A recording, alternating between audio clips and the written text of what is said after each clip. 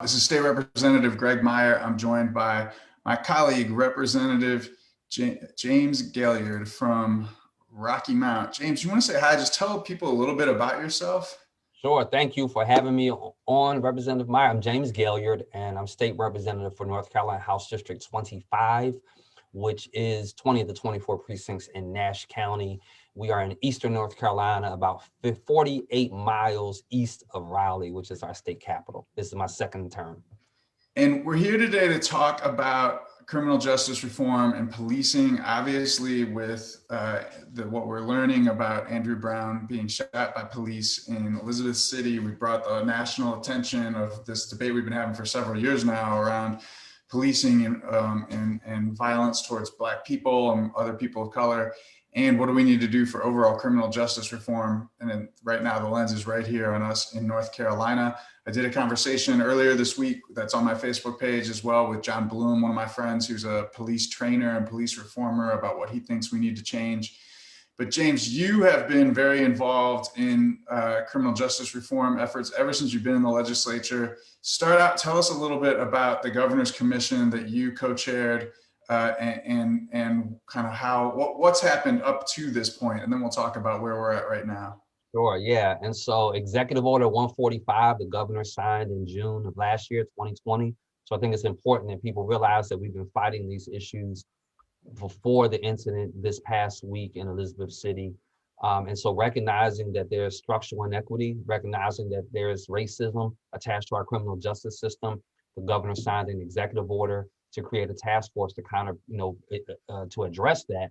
And I think it shouldn't be lost on us that the task force recommendations that came about were based on data. And so this was not some emotional response by a segment of people, but this was us really looking at data, recognizing that something is just inherently wrong when Blacks are 6 times more likely to be incarcerated than whites, or when 90% of juveniles sentenced to life without parole are youth of color, or Black men being 2.5 more times likely to be killed by law enforcement than whites. And so the governor pulled together 25 members, law enforcement, legislators, victim advocates, judges, justices, DAs, defense attorneys, mayors, so that we could spend time working with the public and each other to bring about recommendations. And it resulted in 125 recommendations. And what do you think are the most important recommendations? Give us. That's loaded, Representative Meyer. I mean, I think there's so many that are key because there's some on the court procedure side, some on the law enforcement side. For me, I think there's some immediate ones that we can get to that should not be complicated, like banning chokeholds, like officers having a duty to intervene, the way that we change no-knock warrants, how do we collect data on use of force, how we track wandering officers, racial equity training. And I know you're a huge advocate for training. And so I think the training side of this is really important as well. So it's really difficult for me. Mandating requiring first appearances in 48 hours, I think is really key. Eliminating cash, our whole cash bail and how we address pretrial and how we criminalize poverty, all of those issues are addressed in our recommendations. When I talked to my friend John Bloom the other day, he brought up the duty to intervene after we were off the air. We recorded, and then afterwards, he brought up the duty to intervene piece and said that he thinks that's the single biggest change that you could make to actually change the culture of the police. And he thinks that most police officers, once they have that training and once that's an expectation of them, would follow through on the duty to intervene and therefore would start to interrupt each other. So that's one that seems like one, out of everything you listed, is like, all right, well, if we're going to change the culture, then let's start there. The recommendations that your commission came up with do have some overlap with recommendations that a House commission came up with. Speaker Moore appointed a bipartisan commission to look at policing last year.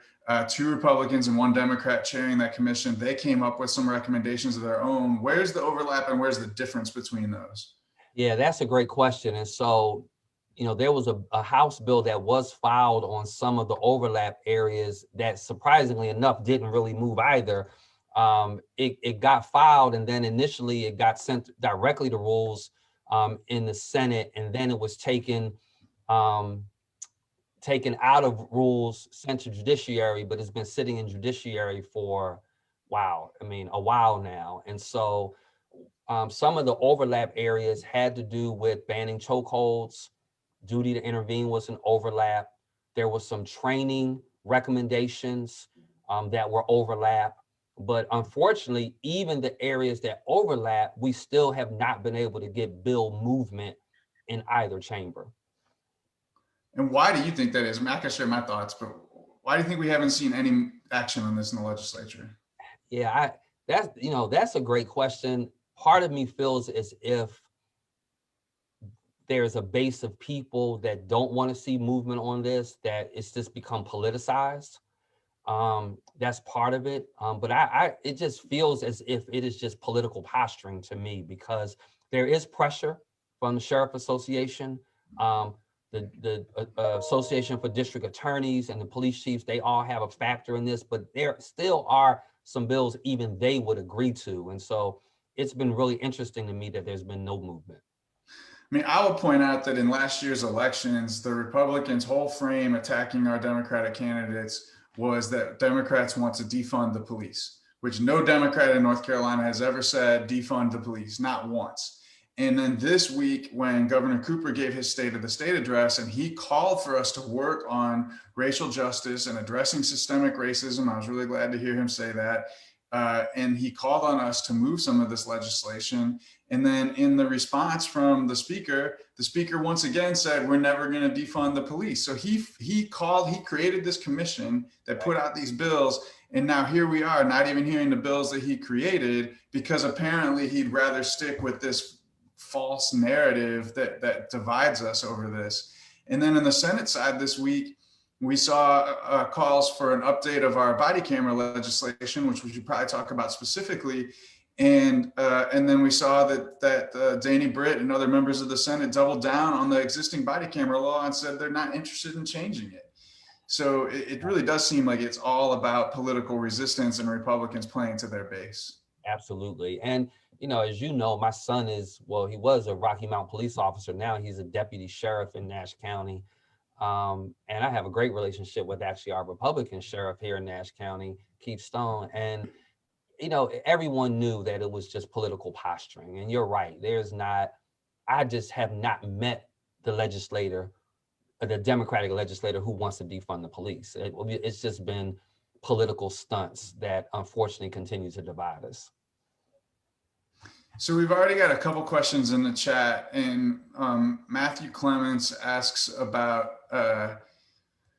says, how many more victims do we need before in the failed and racist war on drugs? And he says we would need a whole lot less militarization of policing if the police were protecting and serving as compared to no-knock raiding and gunning down citizens. I agree.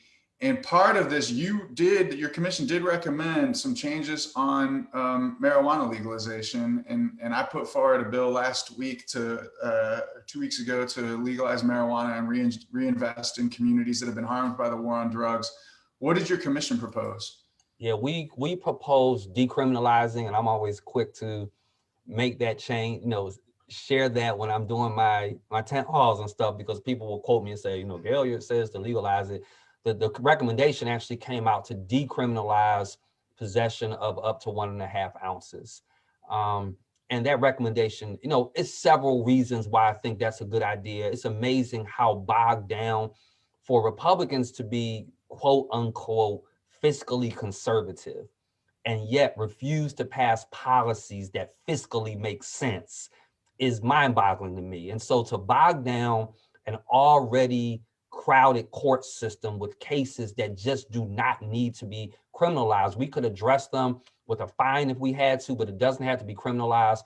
And because there's such a significant disparity between African Americans that get stopped and potential drug fines, particularly small amounts, that quite frankly, they do more damage to themselves. There's no damage to the public at all. there's no reason for us to criminalize that. And so we recommended decriminalizing up to 1.5 ounces.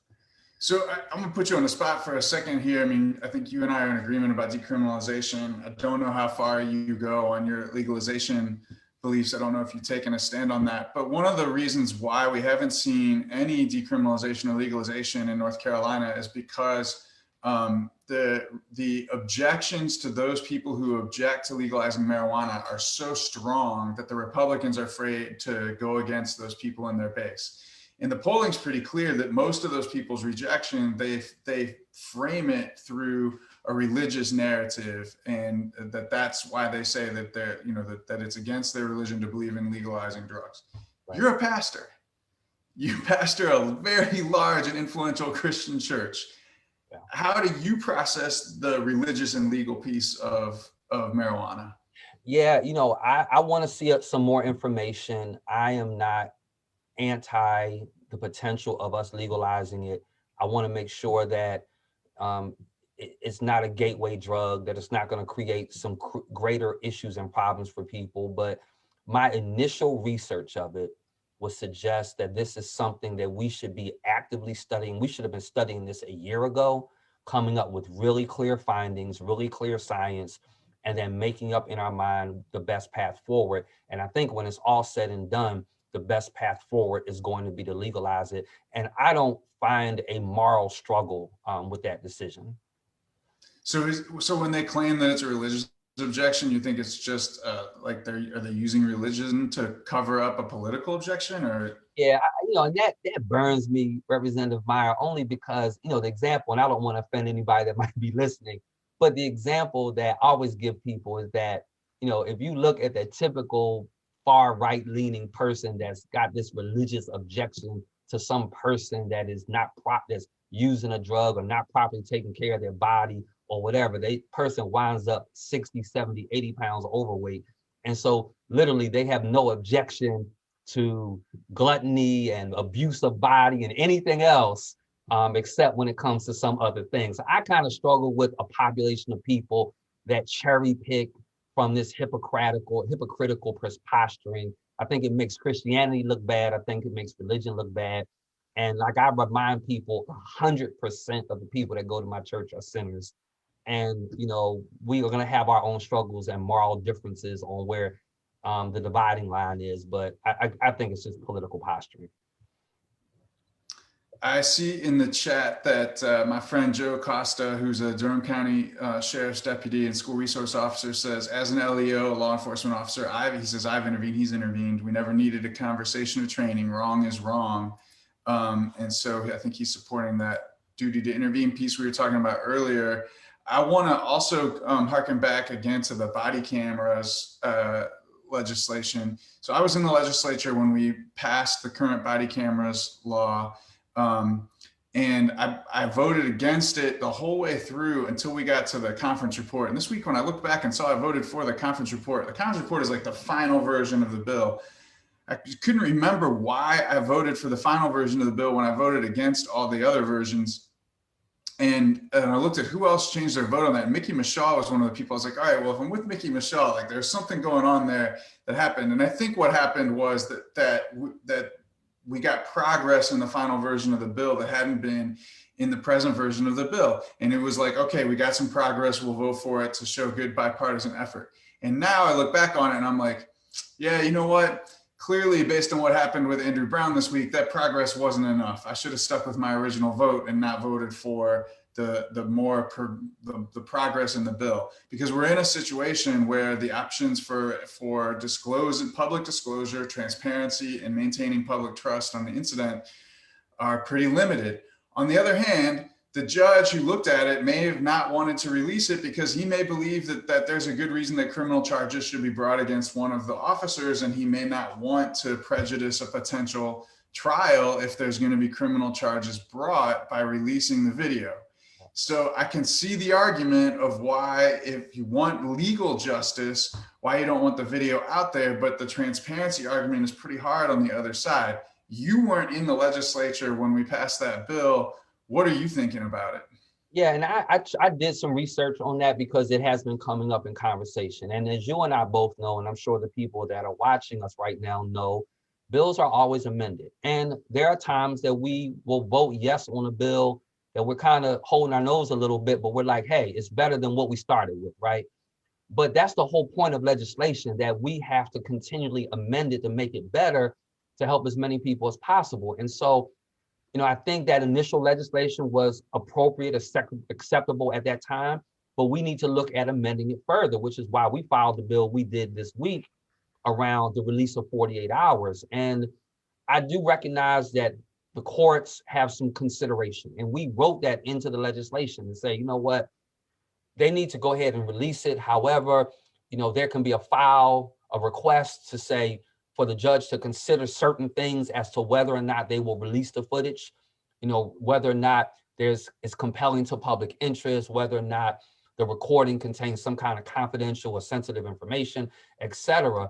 But, as we reflect on it, Representative Meyer, I think part of the challenge here is we are waiting so long to pass better legislation, that what happens is we wind up with a real-time, real-life issue.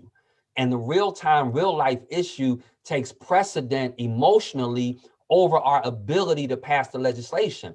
And so this is why every piece of legislation that's been sent to rules and is sitting needs to resurrect, and we need to have the debate, because it's a numbers game.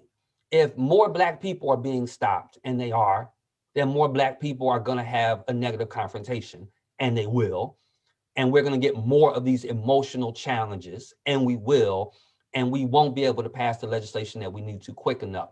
If we go ahead and do this now, I think it disarms the public and the court system and everyone, so that we create a clear path for everyone else involved. So I don't fault the 2016 legislation. I think it was good at the time when I read through it, and I did look at a few of the things, and I was like, you know what, I probably would have voted for it too, but that doesn't mean we don't make it better now. Yeah, and I agree with you. Like the question becomes like, why can't we respond right now? Timing is right for this one. And I think that's probably our call to action for this week for people is if you really want to support the legislation that Representative Gailliard has been talking about, we need you to contact legislators and call on the Speaker of the House and the committee chairs to hear our criminal justice reform bills this week. And not just the Democratic ones. Representative Gailliard's bill has all Democratic sponsors on it, but the ones that came out of the Speaker's Commission have bipartisan sponsorship, and they're not even hearing those bills. So if you can reach out to me and Representative Gailliard to ask for our support. But if you're represented by our colleagues, not by one of us, we really would love for you to reach out. James, I want to ask you one final question. You're talking about the numbers game, the disproportionate impact of failed drug war and failed policing practices on Black folks. I think we have to talk about why white folks should care about this too. I saw a quote today from a Democrat here in North Carolina who said this impacts a couple million people in North Carolina. And I was like, this impacts 10.5 million people in North Carolina, not just a couple million. Like, we shouldn't leave this just to be talking about, oh, this impacts Black people. It clearly leaves Black people dead in a way that it doesn't leave very many white people dead. But what would you say? I'll give my answer too, but I really want to ask you, like, what would you say to white folks and why they should care about this? Yeah, I mean, it's a great question. And so systems eventually impact other people that they may not be impacting now, right? Once the system itself is bad, it's only a matter of time until it impacts other people. I'll use my son as an example. He's a law enforcement, he's a deputy sheriff. Good legislation around policing benefits him. He may not necessarily be on the negative side of it, but it benefits him. It protects him. Accountability is always better for everyone. And so, for me, man, you're right. This includes 10.5 million people. I'm a big advocate. I went to all male high school and all male college. And I really would love to see all male academies throughout our state, particularly targeted at African-American males, because I feel like we tend to be at risk right now. And then I have mothers that'll come to me and say, what about the daughters? What about the women? What about the females? And what I say to them is, but your daughter has to marry someone. Your daughter is going to benefit from more good men being on the earth. And so everybody benefits when other people have been given substantive opportunity. I mean, what it costs us to incarcerate people, what it costs us to criminalize people, what it costs us to keep people out of a system to give them opportunity to thrive and to be contributing citizens, that is such a heavy weight for us to carry that we don't have to carry. And so if I'm just a taxpayer, and if I'm just a person that cares about equity and justice, I should want to see every human being have an opportunity, whether or not it impacts me or not, indirectly. Yeah, couldn't agree more. I also think about, we saw a Republican launched a campaign for U.S. Senate this week, and in his campaign ad, he very prominently features the American flag that has the thin blue line through it, the version of the American flag that's designed to be about supporting the police. You can't support the police if you want the current policing practices that lead to this level of distrust and public outrage to continue on. Because if you double down on the approach that we have now, trust will continue to erode. You'll have more and more conflict with police. And that's why I think that the Sheriff's Association and the PBA and other organizations have come out and been part of the task force that you ran, worked with the speaker on his task force, called for some of these reforms to be made. The folks who are law enforcement officers are some of the strongest advocates for these things. It's just politicians who want to brag about how they support police instead of protesters, which is simply race baiting. They're the ones that are getting in the way of this. And the other thing that I would say about this to white people is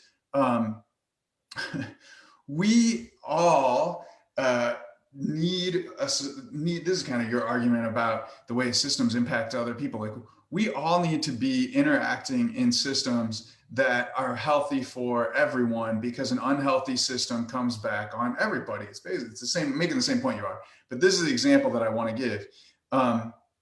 If your kid goes to a school that has an achievement gap and the black kids are not performing at the level that your white kid is, what that means is not that your white kid is getting a better education than the black kids. It means that no one in that school is getting a great education. Because if they were, everybody would be achieving at a high level. The white kids would be achieving at a high level, better than the level they're at, and the black kids would be achieving at a level better than they're at. We've seen it. We know the schools that have high, strong achievement and have eliminated achievement gaps. Everybody's doing better. The same thing is true in healthcare. The same thing is true in policing and criminal justice. You know, the system disproportionately negatively impacts people of color, but a system that has those disproportionate harms is also harming white people. So you can't think that you're immune to it. You might just have avoided it, or you might have deluded yourself to think that you've avoided it because you don't realize how it's bringing all of us down. That's exactly right. I mean, we really are, we are in this together, and we need to recognize that. And I'll just make this as a final statement. Greg, I struggle with, like, I'm biracial, as you know. If this was disproportionately impacting white people, I would be saying something. Like, I would be saying white lives matter. If it was disproportionate impacting any group of people, it wouldn't matter to me what the group of people were. So I struggle with people that, oh, that's not me, so I don't really have anything to say about that. I think that is so short-sighted. And we know that the immigration of North Carolina, the changing demographics of our nation and our state, if I'm a white person, man, I'm not trying to be out with anybody, because I'm going to need every group of people group to be able to interact with, to make sure that I'm living in a peaceful, progressive society. So everyone has a direct impact on this, in my opinion. Yeah. James Gailliard, thanks for joining us. How can people follow you and pay attention to your leadership? You want to give out Facebook or Twitter or other information? Thank you for having me, Representative Meyer. Really appreciate your leadership. Follow me on Twitter at JD Gailliard. Gailliard is Gailliard, and all of it's the same: Twitter, Facebook, and my website is www.jamesgailliard.com. Thanks for having me. All right. Thank you, Representative Gailliard. Great to see you. And to everybody else in the audience, thanks for tuning in. Please like and share this video if you think other people need to see it. I'll be back next Thursday at 2:30 with a regular legislative update, probably. I think we'll probably get back to that format. But thanks to James for joining us today. Look forward to seeing everybody soon. Take it easy, Rep. Gailliard. Thanks, man. Take care. Have a great weekend.